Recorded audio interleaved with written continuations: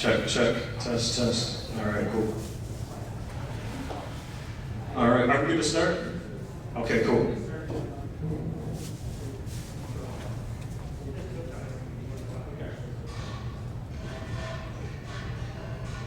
All right, how's everybody doing today? Doing all right? Okay, cool. My name's Mr. Peace. You guys can just call me Kevin. Whatever's good for you guys. Peace Geese, Peace Fleece. I'm cool with that. Just to kind of get us going today, if you guys are all right with that, I'm just going to open up with a quick hip-hop track, if that works for you guys. Is that okay? Okay. All right. If you guys can get your 2 fingers up for peace, that'd be great. And we'll go from there.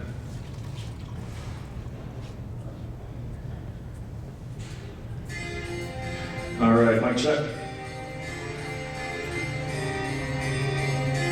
Can you guys hear me okay in the back? Is that all right?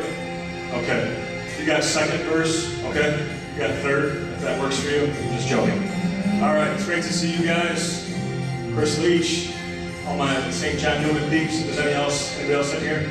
Check it. A Tommy gun, automatic, the impact it makes is the same type of influence I want on people's pain. The only way to do it, sing for the moment. Yeah, the only way to do it is scheme for the broken and remain a proponent of peace. Have a plan spoken, knowing it's up to us. Yeah, we are the chosen few. So let this burden get strapped with the rope tied tight to the small of my back. I carry weight similar to the smallest of ants, up to 50 times what I weigh. How about that? So we sing for the kid that has no voice, cause as a child of love, we don't have a choice. It's an obligation to promote inner peace. What the Dalai Lama says, our job is human beings, so we never stay idle. If need be in sight, a riot, we speak out loud. We don't stay quiet, but we only keep it verbal, no throwing the punch. Even if the bully takes your money, no free lunch. Just know a bunch of us are called to a vision and helping each other's now a part of the mission. So do not despair and never lose hope.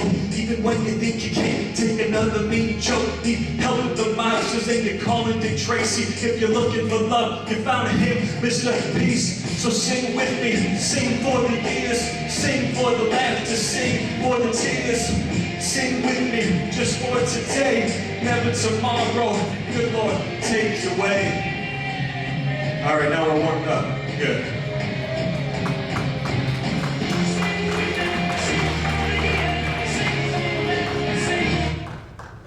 It was tough to keep going. That popcorn started getting down the throat. Anyways, it's great to be with you guys this afternoon. It's how I wake up every morning, a different beat on my alarm clock. Just start freestyling, I'm joking. But my name is Mr. Peace, or Kevin, and I have an awesome job. I'm a full-time youth minister right down the street, St. James in Novi. On my off days, I'm traveling this country, and I get to do school assemblies. I'm speaking to people from age 5 up to age 95. And before I begin any of my talks, I'd just like to let you guys know that every single breath that I take this afternoon is going to be worth your time. So if you guys can just take a deep breath, go. Just breathe in that St. Catherine air.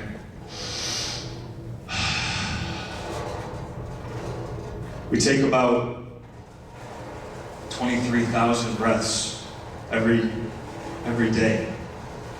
If you guys live to be 80, you'll have taken about 678 million breaths in your lifetime, on average. Heartbeats, 115,000 a day. 3.4 billion in your lifetime. But see, guys, the goal is to make as many of these and those count. Because there's no guarantees. The idea, if you guys put your fist up real quick like this, and then go like this, not like that, but this right here, guys, this, your fist is as big as your heart, right? But the idea is to be able to turn this into this. And the reason there's two fingers pointing up, one is yourself, and one is the person that you're trying to lift up even higher than yourself. And the reason it's two is because that's the amount of time it takes sometimes in whatever profession, whatever field you guys end up going towards.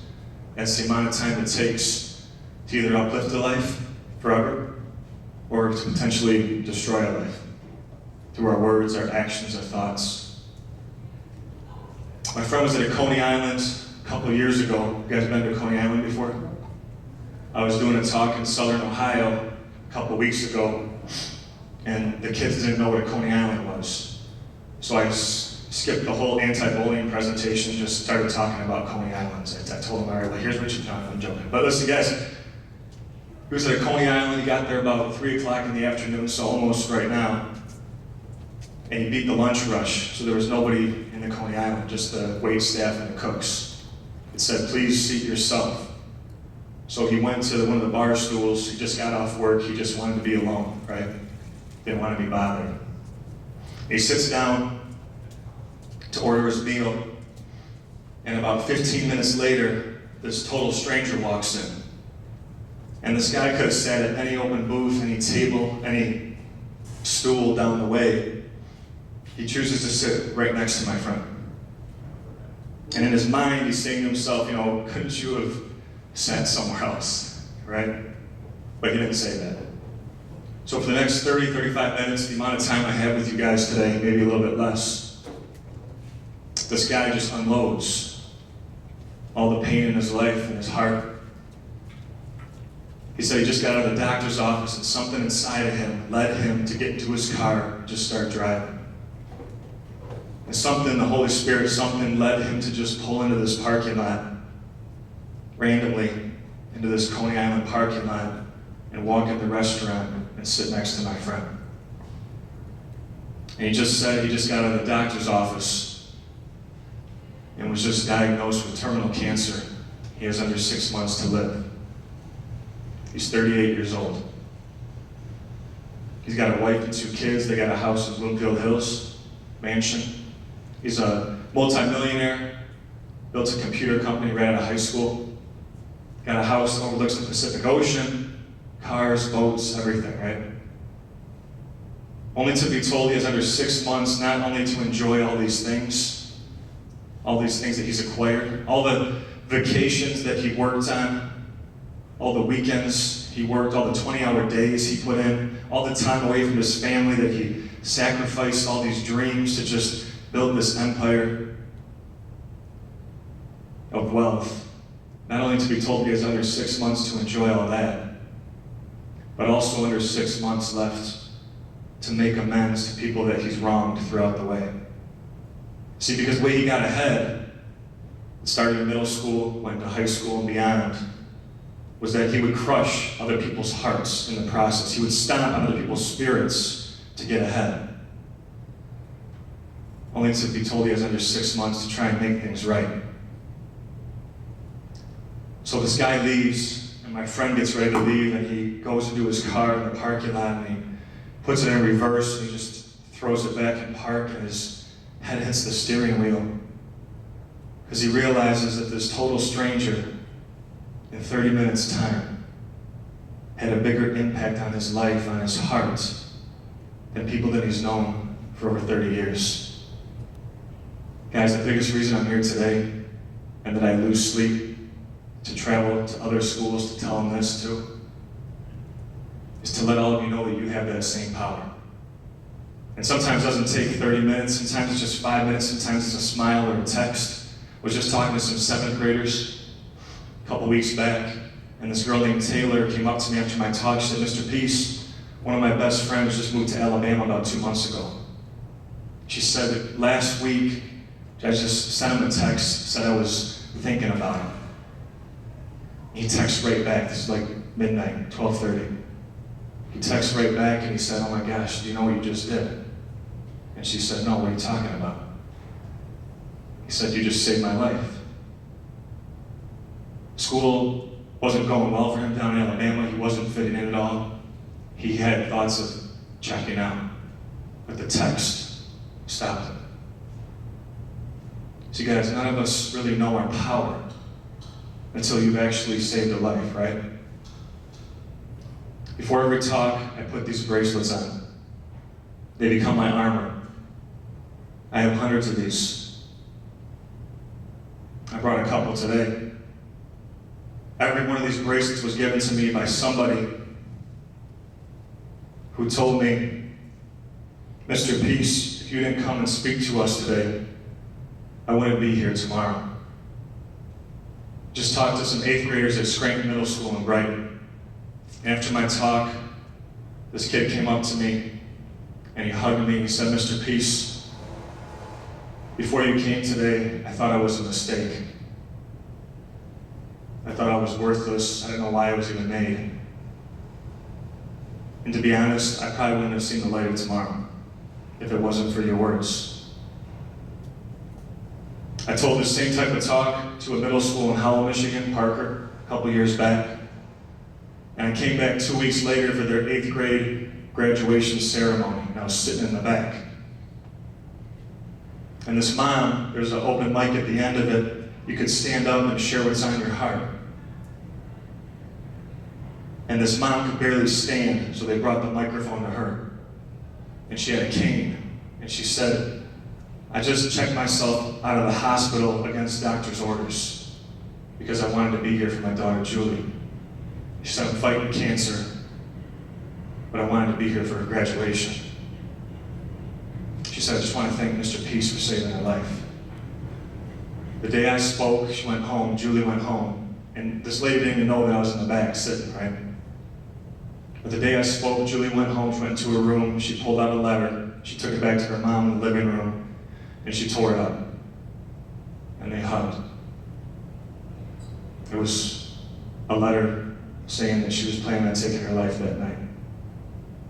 I told the same story to Churchill High School in Livonia. Stayed for lunch with the students. A junior comes up to me, 11th grader, hugs me, says, Mr. Peace, I'm going to tear mine up tonight too. Spoke to Heartland Middle School, Ore Creek. 7th grader comes up to me, says, Mr. Peace, I got a whole journal full of those. I'm going to burn them tonight. See, guys, we never know our power until we actually start to utilize it and call on the Holy Spirit to guide us towards our purpose. You see, my purpose, which is a gift from God, right? That's His gift to us, is to understand our purpose.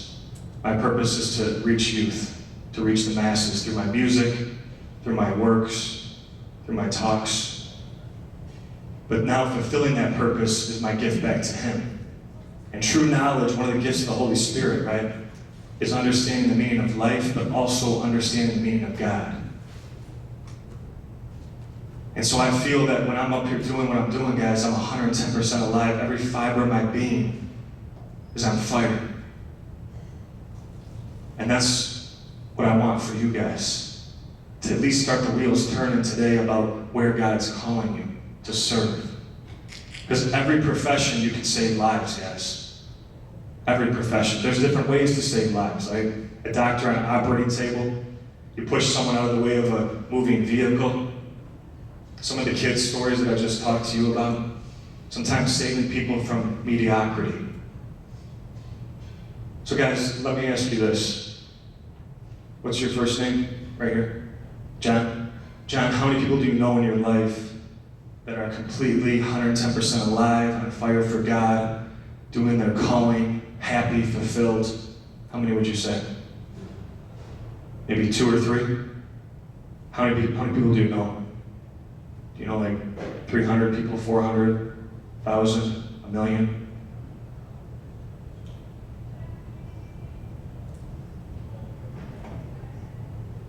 Okay, so we'll say 200 just to keep it even. Same question, Samuel. How many people do you know truly on fire for God, living their purpose, their dreams, on fire for life, happy, fulfilled, 110% alive? 2 or 3, and you know how many people? Oh, that's okay. All right, so, and every one of our friends on Facebook are true friends right now. Okay, so we got 1,200, so we got, I'm going to give you the benefit of the doubt. We'll say 6 out of 1,200, one more. Right there? What's your name? No, in the blue, sorry. Yeah. Eddie? That's my middle name. St. Edward, I confess. Okay, yeah. One person out of 500. So we're going to say 7 people, guys, out of 1,700. Let me pull up my phone 1 second.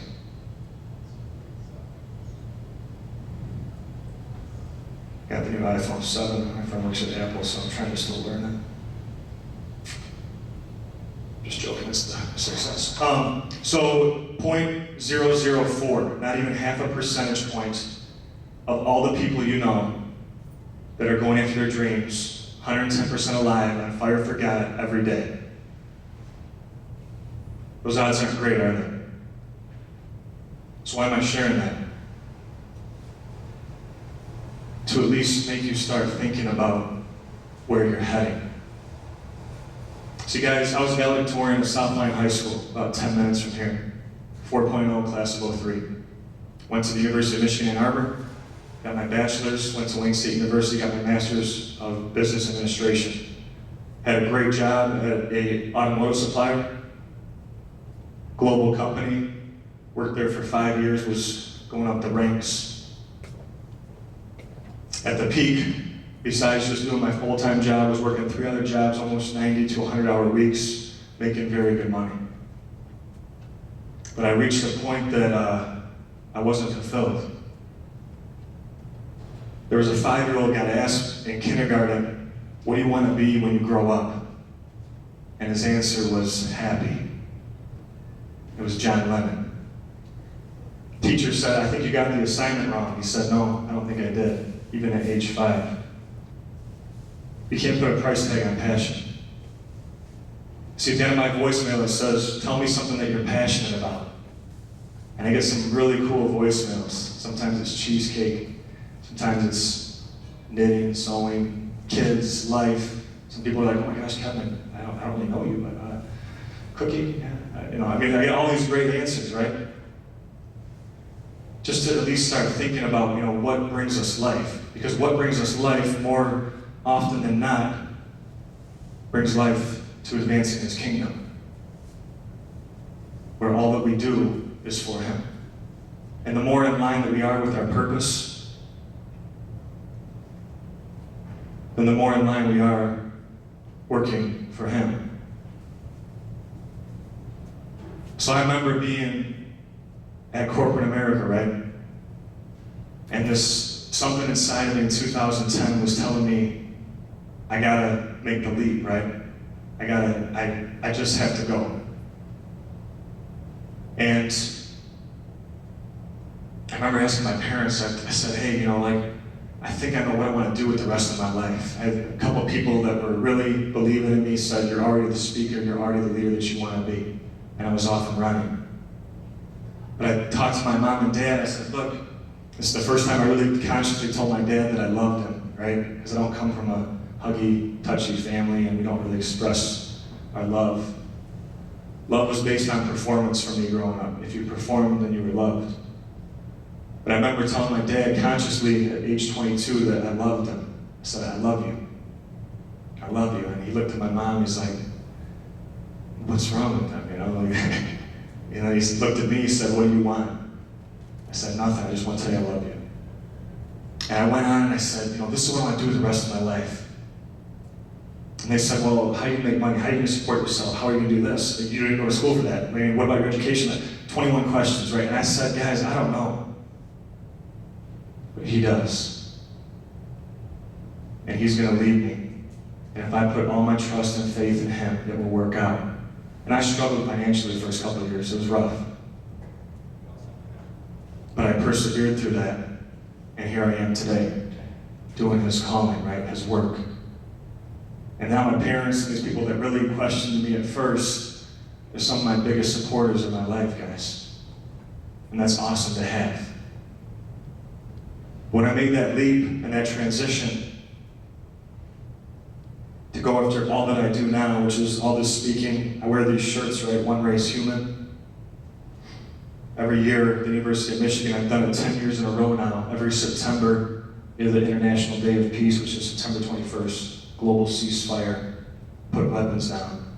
I've done a Peace Day event on the DIAC, on the campus, 10 years. And I'll tell you what, guys, diversity, myself embracing it, from my days back at U of M and the people in my life, it's molded me, and I grew so much because of it. And guys, this particular issue that I fight for, equality, cultural equality, social justice, and all the teams that my heart bleeds for, those are things that I'm willing to die for. And that's what I want for you guys, is to find something that brings you that much life and passion and purpose that you are willing to do the same.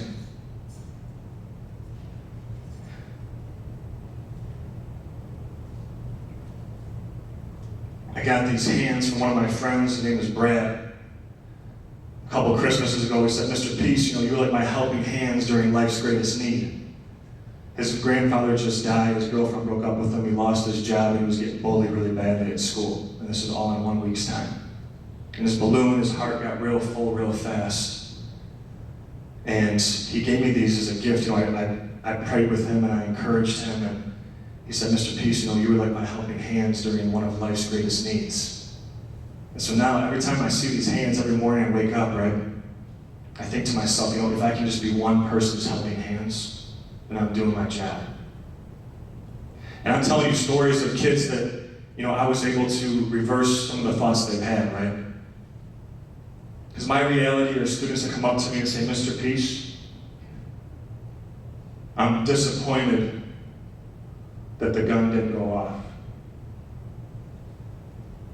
Mr. Peace, 5th grader, I'm self-harming. Mr. Peace, I got all these problems at home. And I don't pretend to know what goes on behind closed doors, guys. I don't. I just try to come with an open heart. Try to touch a small piece of yours. Because look, we have the effort, he's got the outcome. Whatever you pursue. My chiropractor says, look, my job is to remove the interference and then let God do the healing. And that's all of our jobs. Whatever field, whatever mission we go on, right? But at the end of the day, another true reality for me is that we can love, but only God can change. I got the phone call from Grandma Flo, and I was like, no, God, no, please no. Tell me it ain't so. Tell me that I'm dreaming. Tell me a way to get rid of all these feelings that I'm now having of anger and fear. I just saw Peyton in June of this year. It wasn't that long ago I gave her a hug and told her I missed her and to stay in touch. She said, sure thing, but little did I know, those would be the last words coming from her throat. That I would hear prior to her death. I'd give anything to hear just half her breath. Just give me an hour, even 5 minutes, to hold her once more, just one last visit. I want to let her know it'll all be okay, but maybe she already is, and there's no need to say, where'd you go? First mission at St. Catherine's, one of my former youth group members, Peyton, she came here. And I took a new position at St. James, and Peyton stopped coming. And I got a phone call on December 20th of last year from her grandma at 2 in the morning. And she said, Peyton's gone. I said, what are you talking about? She's like, yeah, Peyton died. And I rushed over to the house, and they'd already taken her away. They were trying to revive her for like 2.5 hours, just pouring water on her. She wasn't waking up. Her dad came home late from work. Her light was still on in her room. He opened the door, and her head was against the closet. He pulled her away. She had overdosed on heroin. And I fought myself because I said, You know, is there something more I could have done?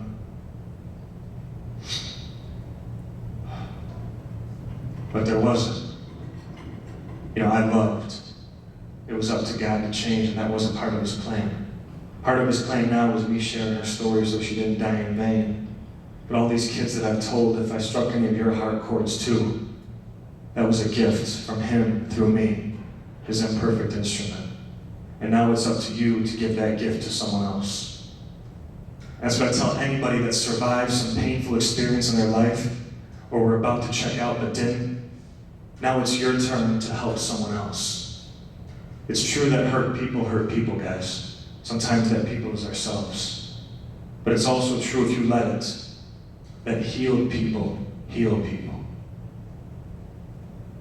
That's your choice.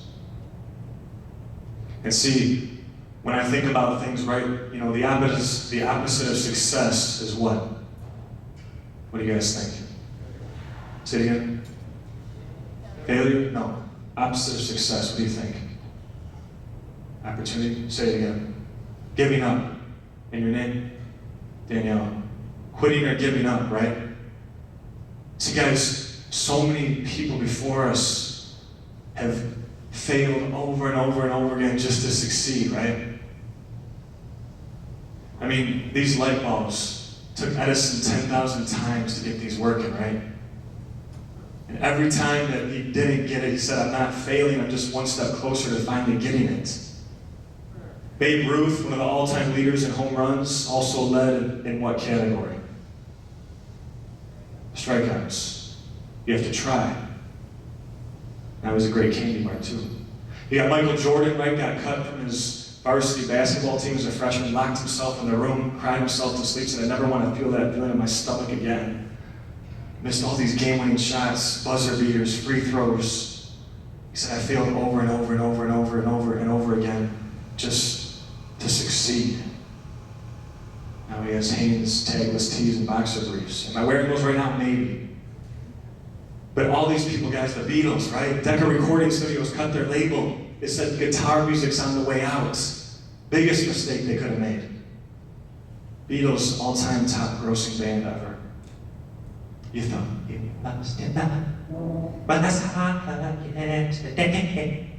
sorry, but guys, all these people, Bethany Hamilton, soul surfer, right? Got her arm bit off by a shark. 2 years later, wins a national surfing championship. Jim Carrey, he dropped out of high school at 15 to do comedy shows in Canada.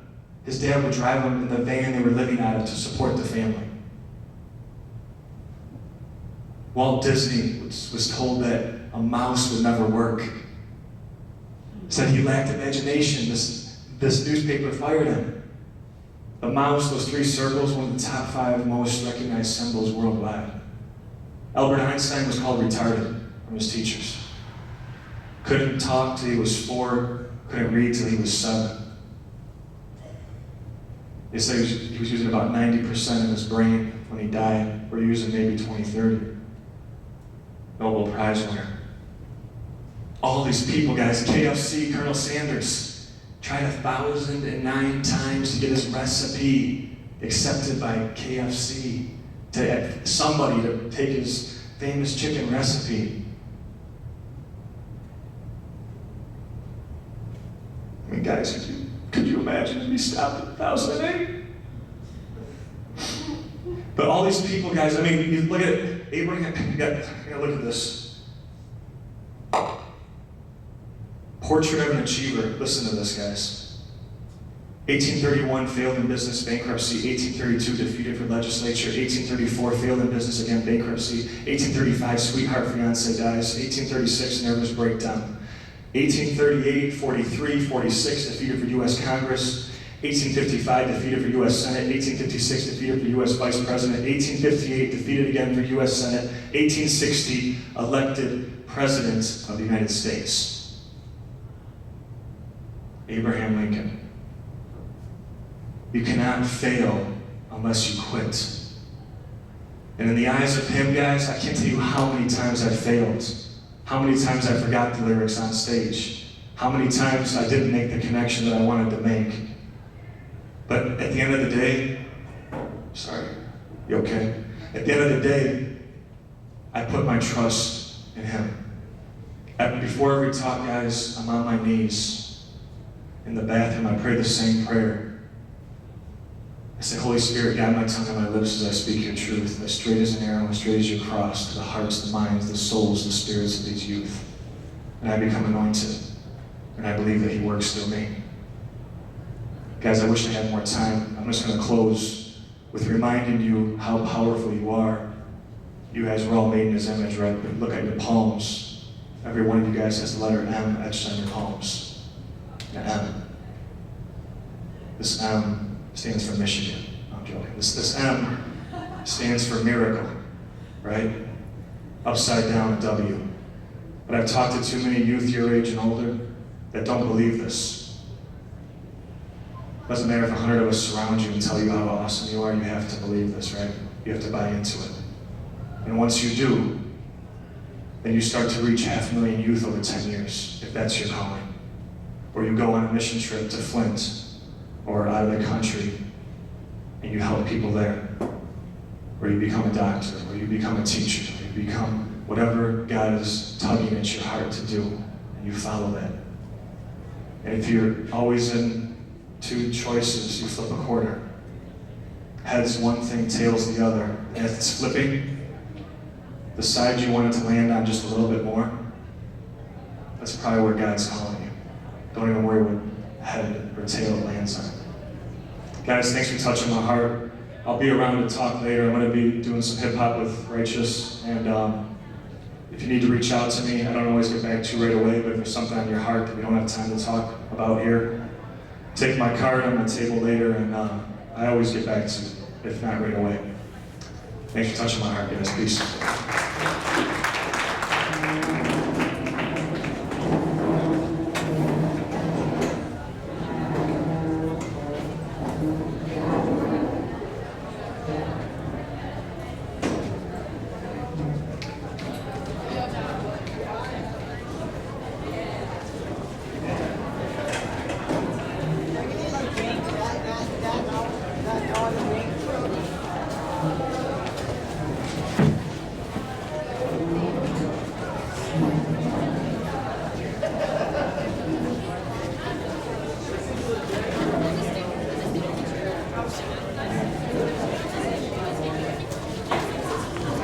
Is it recording? It said Oh yeah, perfect seat. Perfect seat. Yeah, sit right there. No. Perfect seat. Hey, no selfies, guys. Jason, you want to be a man or a boy? Oh, it's recording. Wait, is it recording right now? Yeah. That's why I said R-E-C. Yeah, do you know the lemonade on the Yeah. No, is it on me? Oh. Yeah. Not even close. Not even close. There. Now you're in. Now you're in. It's not how you did. You gotta do it like this. You're not on the camera, Ryan. You gotta stand behind that chair. I'm gonna be in second. I already got second before I was doing that. That's what they were there. I left mine in my bag. Wait, during the first one? During the first one, the first one. It's probably you. Probably someone did it before they left. Or like go away, then it would come back, then it would go away. Probably just your imagination. I haven't since this morning. I've been farting all day. I know. I fart when I cough. Everyone farts. No, not that one. If I fart, I cough while I fart. Yeah. I cough while I fart. If I cough, I don't fart, but if I fart, I cough at the same time. Car releases more carbon dioxide than car releases more carbon dioxide than a car does. Look how are the reason for global warming. Yes. Have you never seen that Mythbusters, the one that I've seen 8 times in school? I haven't seen the Mythbusters. The Mythbusters one on cows and how the engines you can make like cows coming out because I power something or something. I've seen it 8 times in my, like, and throughout like 4 years.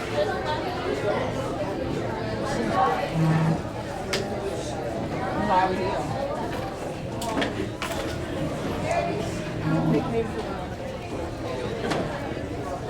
We came good. I wonder if anyone wants to check. I hope there's some. I don't know where the well, I'm trying to make the bag. right. We can't eat yours. Look that one. Okay, no more than that. How many lemonades have you had? How are you not peeing past it? I did put it up more, but then I didn't want to throw it. Mic check. All right. How's everybody doing today? All right, good. I'm going to open up just a little hip hop too. If you guys don't mind, just kind of wake us up a little bit more. All right, here we go. I'm Mr. Peace, or Kevin. You guys can call me Peace Geese, Peace Fleece, Taylor Smith. Old Navy Fleece. I don't know, whatever you guys are feeling. Great to see you this afternoon. How are you doing? All right, it's always a pleasure. Like that. Oh. Jar. All right, listen. Check it. Hey, a Tommy gun, automatic, the impact it makes is the same type of influence I want on people's pain. Only way to do it, sing for the moment. Yeah, the only way to do it is scheme for the broken and remain a proponent of peace. Have a plan spoken, knowing it's up to us. Yeah, we are the chosen few. So let this burden get straight with the rope tight to the small of my back. I'll carry weight similar to the smallest of ants, up to 50 times what I weigh. How about that? So we sing for the kid that has no voice, cause as a child of love, we don't have a choice. It's an obligation to promote inner peace, what the Dalai Lama says. Our job as human beings, so we never stay idle. If need be in sight, a riot, we speak out loud. We don't stay quiet, but we only keep it verbal. No throwing a punch, even if the bully takes your money. No free lunch, just know a bunch of us are called to a vision and helping each other. Now we're part of the mission, so do not despair and never lose hope. Even when you think you can't take another mean joke, need help with the monsters, then you're calling Dick Tracy. If you're looking for love, you found him, Mr. Peace. So sing with me, sing for the years, sing for the laughter, sing for the tears. Sing with me, just for today, never tomorrow. Good Lord, take your way. All right, now we're warmed up. Good.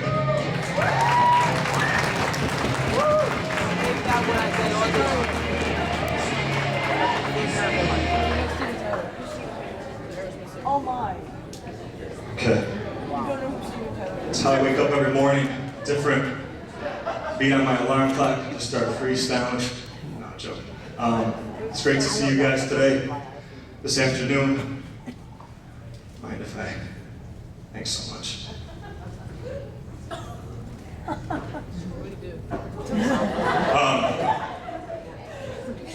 Before beginning my talks, I have an awesome job. I'm a full-time youth minister down the street at St. James in Novi, Michigan. On my off days, I travel this country and I do school assemblies, grades K through 12. But I end up speaking to people from age 5 up to age 105. And before I begin my talks, I just like to let you guys know, my audience know, that every single breath that I take this afternoon is going to be worth your time. So, let go my ego and let go my ego. And Lord, give me all I could ever need and more. To not be afraid to cause a commotion, to not be a robot going through the motions. I won't conform, heck no, I'll be formed by the truth till I've broken every single norm. And been transformed, call me Optimus Prime. bulletproof to temptation and any man's lies. Don't shy off the beaten path, freaking leap off it. And the mold they put you in, scream out it. Because when bombarded by torrential rain, the only way to get through it is to face strain. Take it head on, embrace for any consequence. People hating up a storm weather's inclement. But I'm chomping at the bit ready to make a scene, till the coward in me's been blown to smithereens. Giving off his holy odor anywhere I go. The aroma of Christ drench my soul. And any ramification coming my way, same approach Jesus used back in the day. Everyone take a deep breath. Breathe in that St. Catherine or Sienna air.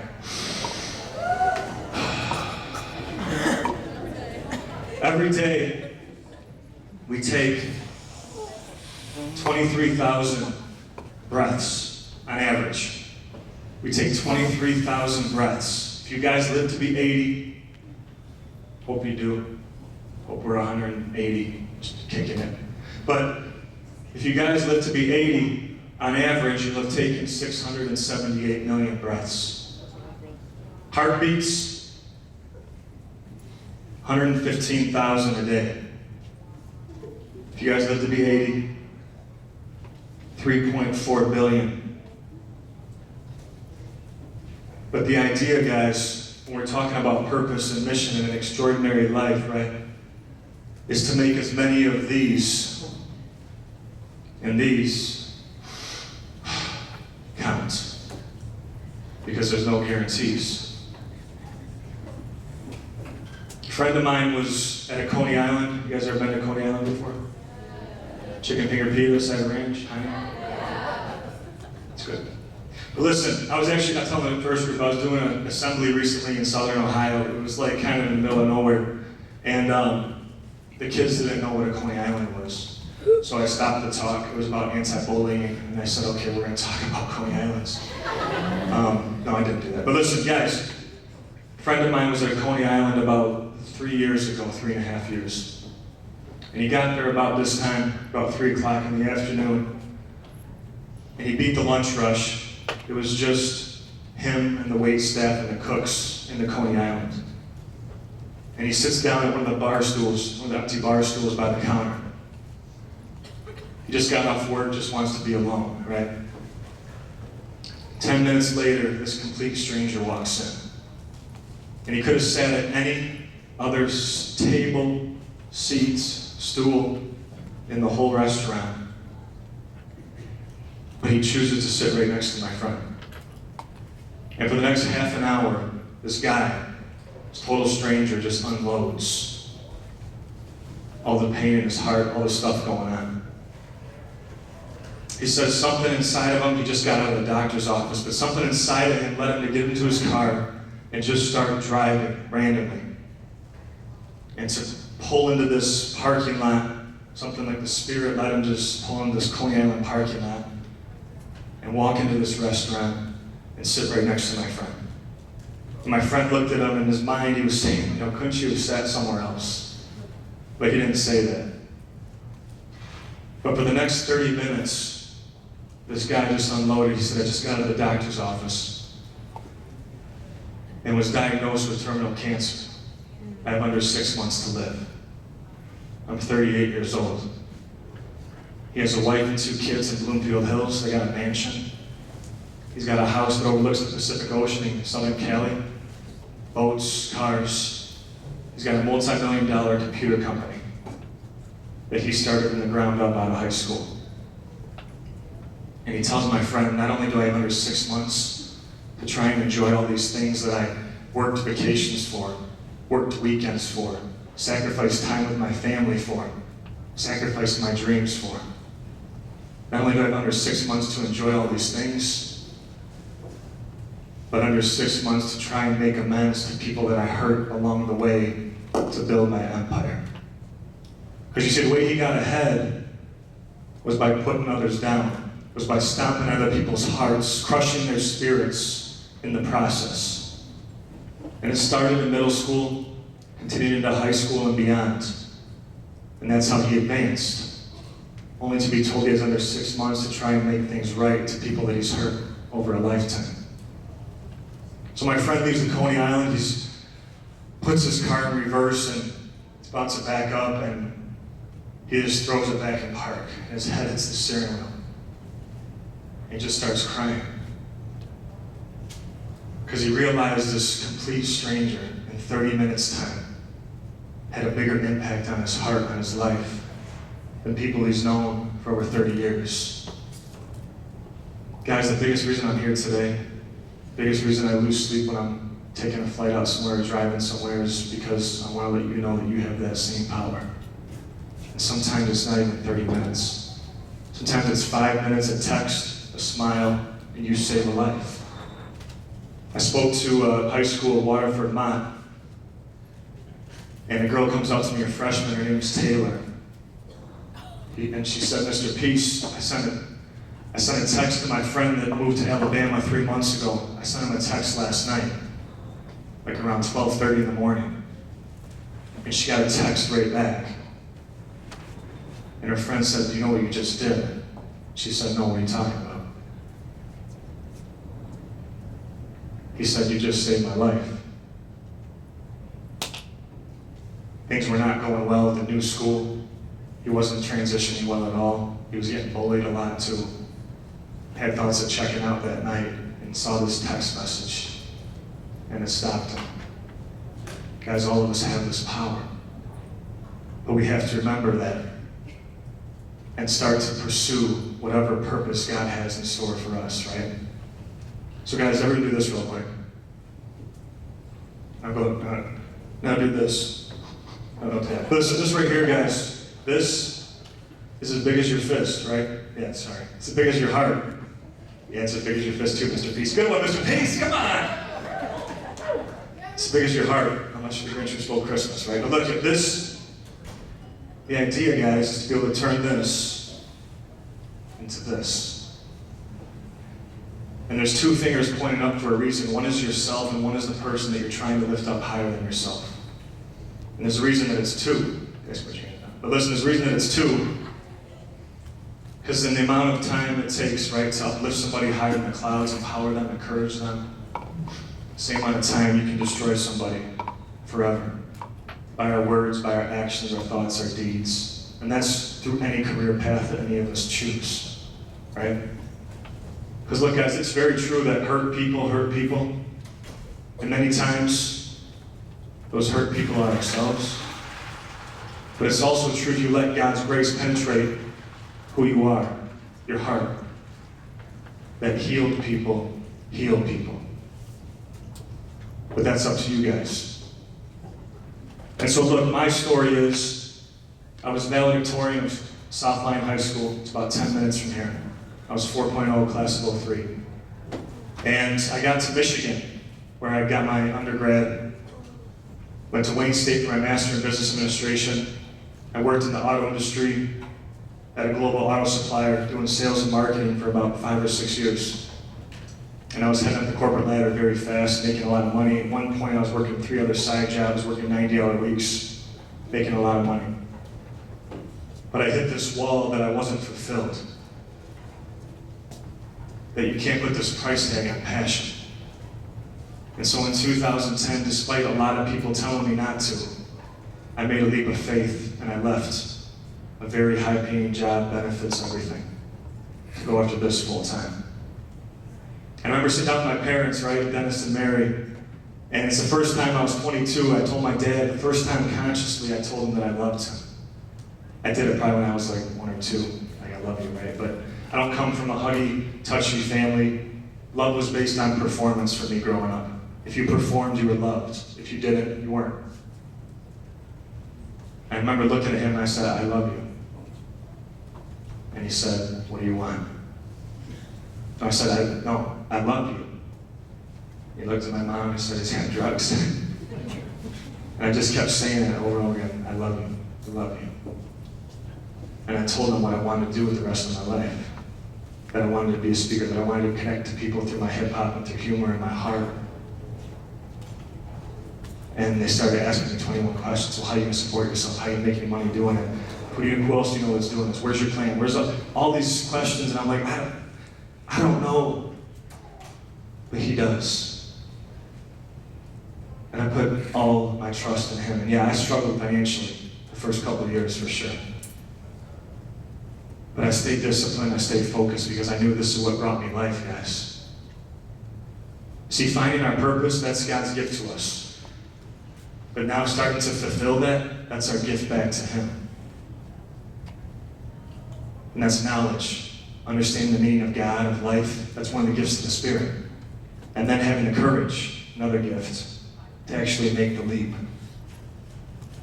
What's your name? Yeah, right here. Yeah.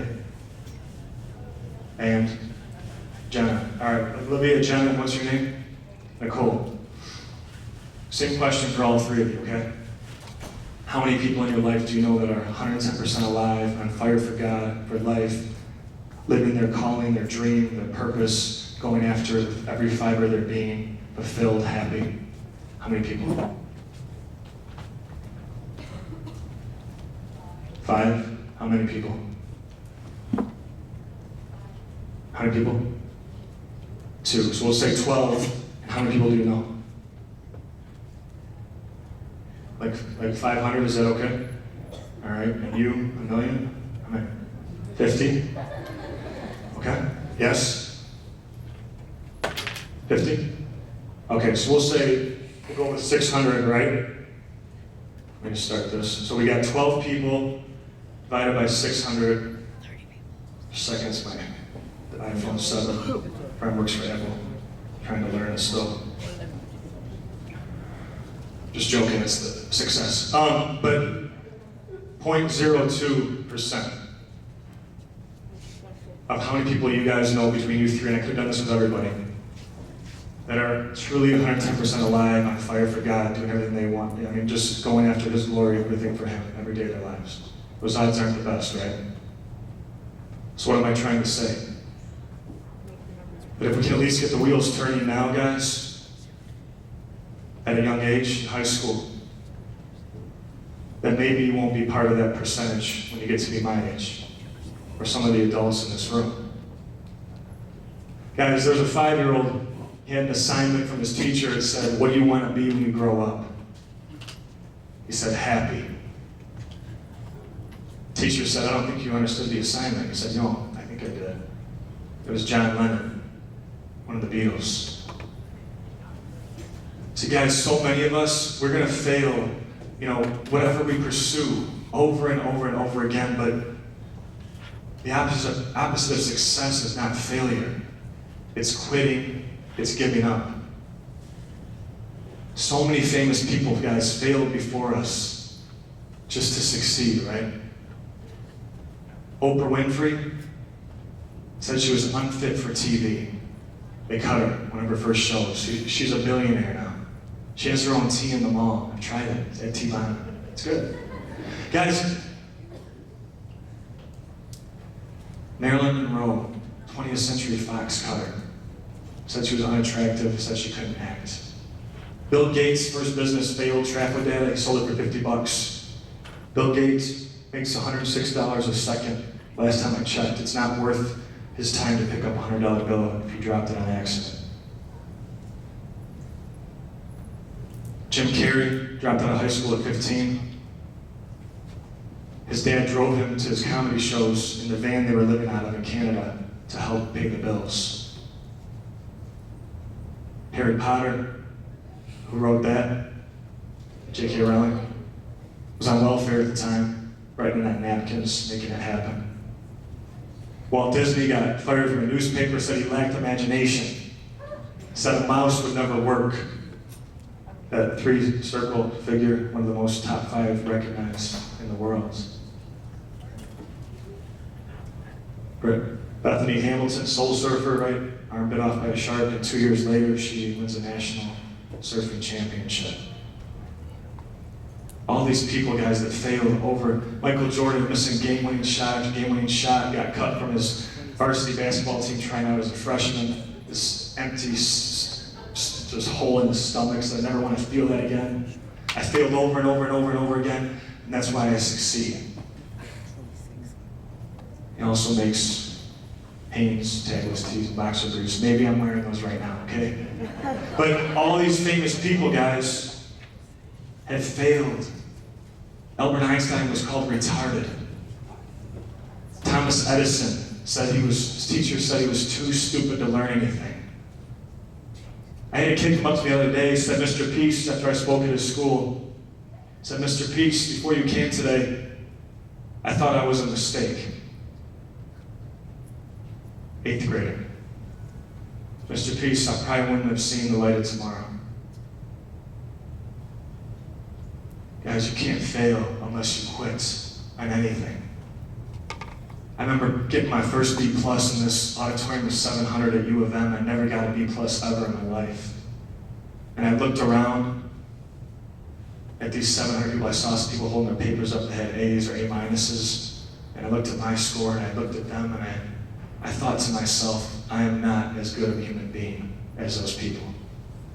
And it took until my senior year in college to flip the switch and say, I have my own talents, my own gifts, my own abilities. I have to focus on that for where God's calling me. And where He's calling me is here. Every time I speak, I put about 10 or 12 bracelets on. I got hundreds of these, maybe thousands. I've spoken to over 500,000 youth since 2006 across this country. And after all my talks, whether it's a 4th grader, a 12th grader, or beyond, a couple people come up to me and they give me one of their bracelets and they say, Mr. Peace, thanks for being here today. Thanks for touching my heart.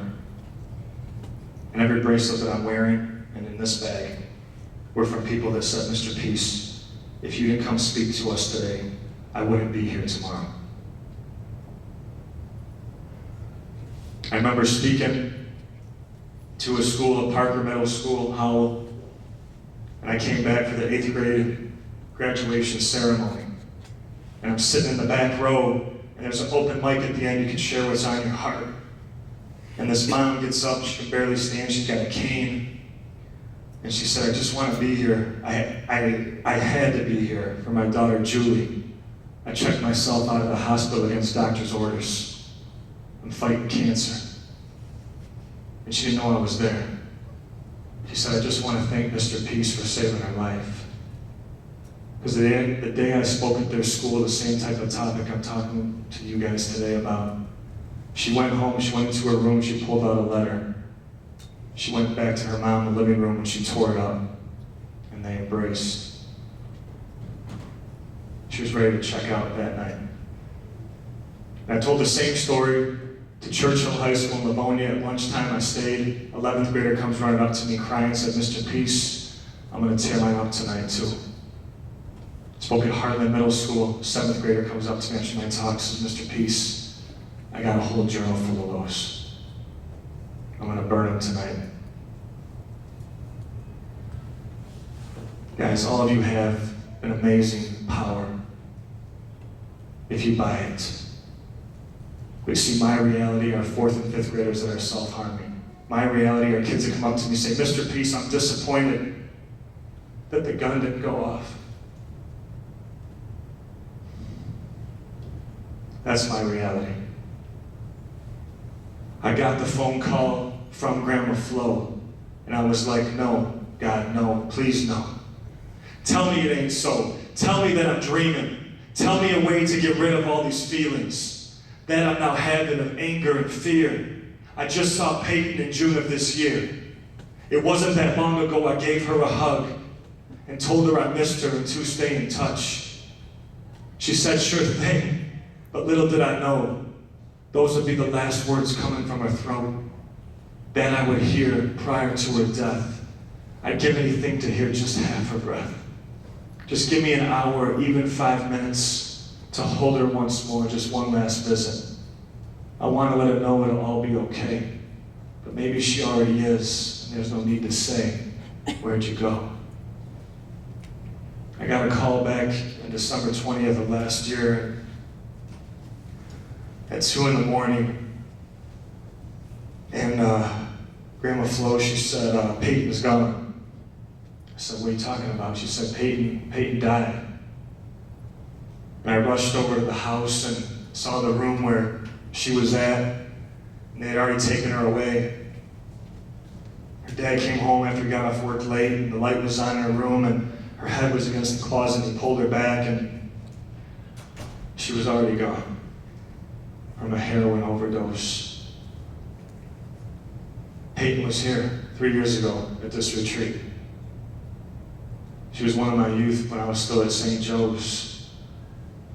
And I left for St. James, and she stopped coming. And I fought it with God for a while because I put some guilt on myself. But I know that some truths you guys need to understand at a young age is that we can love and only He can change. We have the effort, but He has the outcome. Like my chiropractor says, it's up to us to try to remove the interference, but let Him do the healing.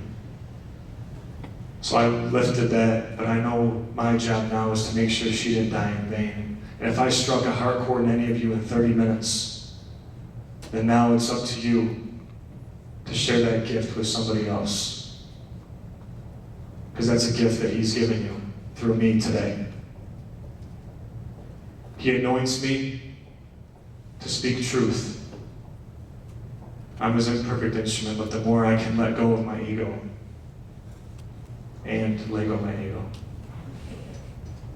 the more that I'm able to breathe in all that He is. Guys, we gotta put our trust in Him and our Savior because the need is out there. And all of you are called to do great things. I'll be around today if you need to talk to me, and if you need to get a hold of me, my cards are out there. If I don't have time to chat, if you DM me or F-book me or YouTube me and all that stuff, I'll get back to you eventually. And for some of you guys that are in tears, look, tears are the sweat of your strength. They're healing. But let this penetrate further than just today. I want to close with a video clip to kind of show you where God's calling me. It's a music video that we just released from my CD. Let it speak to your heart and heal whatever part needs to be healed. And I appreciate you guys touching my heart today.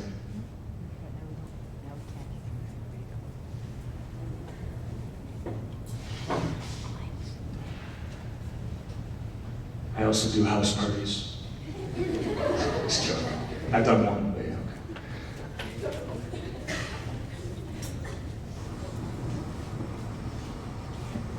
Oh yeah, can someone get the lights back? All of the lights. Turn on the lights. Uh-oh, we need a key. No one get the lights without the key? Wait a minute, you know what? I might have the key. Let me pause it. Someone's got the control. Okay. All right, I'll tell a joke in the meantime. There's a mushroom. Walks into the bar. Bartender says, "Get out." He says, "Why?" "I'm a fun guy."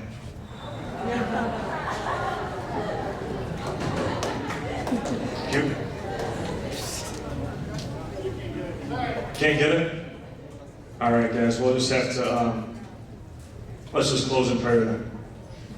If you guys want to see it later, stop by my table. I'll play it for you too. In the name of the Father, the Son, and Holy Spirit. Heavenly Father, thank you so much for bringing us here this weekend to this session to hear your words. Please let them penetrate our hearts and our lives. Father, without you, we are absolutely nothing. Perfect fear, perfect love, it drives out fear. And it starts to make life just a bit more clear, because God is love, and wherever you go, He's with you through the heat, sleet, rain, or snow. I know, though I walk through the valley of death, I shall fear no evil, because I have the breath of the Holy Spirit. I couldn't be more blessed, saying, "Come follow me, and I'll give you rest." And whoever trusts Him will be kept safe. It's got something to do with that amazing grace. Fear not, be not afraid, how sweet the sound. Got me leaping tall buildings in a single bound. Feeling so strong and safe because I've been made new. You're either living in fear or you're living in truth. But hey, I choose the latter, and the ladder to heaven. Yeah, truth from our Savior is what leads to freedom. Amen. Guys, thanks for touching my heart today. Peace.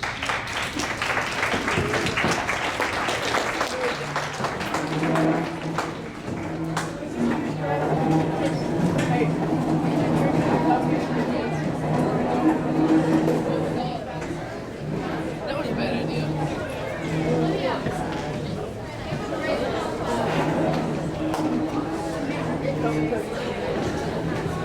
Drink your cup?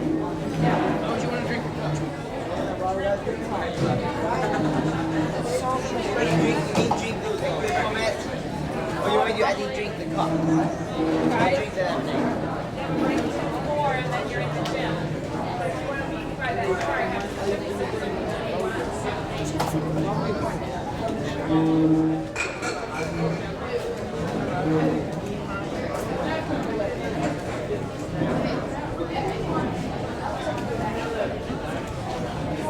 No, hang on.